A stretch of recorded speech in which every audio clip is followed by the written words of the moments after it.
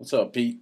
I want to take a look at your site real quickly. You and I had chatted by email about doing some, or having me look at it from a search engine's perspective. And real quickly, SEO or search engine optimization actually falls under the umbrella term of internet marketing. Um, One of the biggest things that SEO does is it makes sure that your site is as search engine friendly as possible.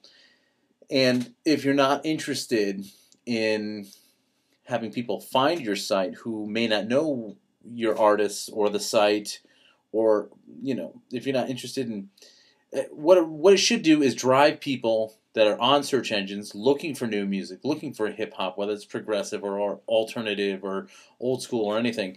When they start looking for new music, they should be able to find your site. And with countless millions of people using search engines to start every internet session, that's what SEO banks on.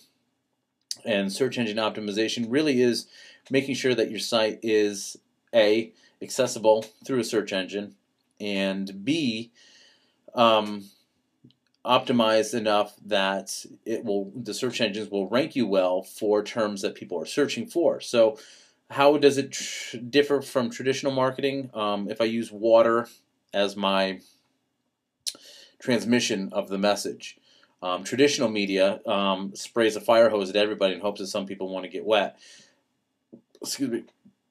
Internet marketing and search engine optimization is a way of kind of building your own little beautiful secluded island, and people invite themselves because they're looking for your island, and they get to stay there as long as they want, and get wet if they want. So that's how it differs. But they do rely a lot on each other. Hold on one second. Let me just peep something real quick here. Okay. So as you can see, I have your site loaded up right here. And one thing I want you to look at first, and I'm doing this on the fly. Usually I spend a lot of time taking a look at something, but I'm looking at it. I looked at it for 5 minutes and just noticed some things that are going to hinder people finding you through a search engine. First of all, we look right up here in my browser title. I have www.uncommonmusic.net, which is cool. That's your URL or your domain name. But if you look at this same copy of your site, it doesn't have the triple W right here. So in the eyes of the search engine, there are two exact copies of the same content on the internet. And that's where it runs into a problem, because it's a bunch of mathematical combinations it puts together, and what it's doing is it doesn't know which one to include in search engine results. So I'm going to look at the triple dub one. One thing that I can tell, let's crawl right in here. You get a splash page, but the splash page is probably hindering going too far. The search engines send out spiders or bots, and they go and they index everything that's on your site. And what they try to do is they try to take all the coding data and all the on-page content, whether it's pictures or text, and they try to put it all together to kind of figure out what is your site about, and why should the search engine rank you for certain terms based on how authoritative it thinks your site is. So one thing I can tell right away, you use frames, which for search engines is a big no-no. They run into a brick wall. They have a hard time. And I'm not saying that you're not being indexed, because I checked on Google to see how many pages you have indexed. You've got about 193 pages for uncommonmusic.net indexed. So let's take a look at these real quick. Here's your home page, Uncommon Records -Uncommon. So this is one thing that Google is looking at when it comes to see what your site is about. It's really one of the biggest stepping stones to getting ranked and getting traffic. Let's go back to the site. You can see that same title is right here in the top of your browser, Uncommon Records. And right here in the search engine, there's the same exact thing.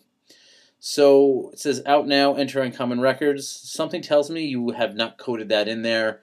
I know you use Bandzoogle. I don't know the interface, so I don't know how much liberty you have at changing any of these things. But I'll show you on your site. There's that title again. Let's take a look at the code itself. Okay, so right here, here's your meta description. It says meta, name, description. It says the flagship label of progressive hip hop. That is what should be right here when a search engine puts you in their index. The meta description shows up here. For whatever reason, they're not showing it here because probably what it's seeing, what it's trying to do, and in some ways it's very smart, some ways it's not. The flagship label progressive hip hop. It's looking at that and then it's comparing those words to your splash page. And it's not making sense. So it's trying to figure out what would be best for me to put in there.